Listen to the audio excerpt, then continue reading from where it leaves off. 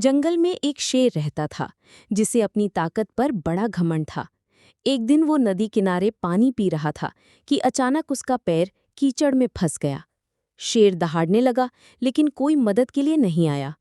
तभी पेड़ पर बैठा एक तोता बोला, घमंड मत करो, मदद कभी भी छोटे बड़े से मिल सकती है। तोते ने उड़कर गांव के कुछ जानवरों को बुला लिया। सब मिलकर शेर का पैर कीचड़ से बाहर निकालते हैं। शेर शर्मिंदा होकर बोला, जो अच्छे बच्चे होंगे वो लाइक और सब्सक्राइब कर देंगे।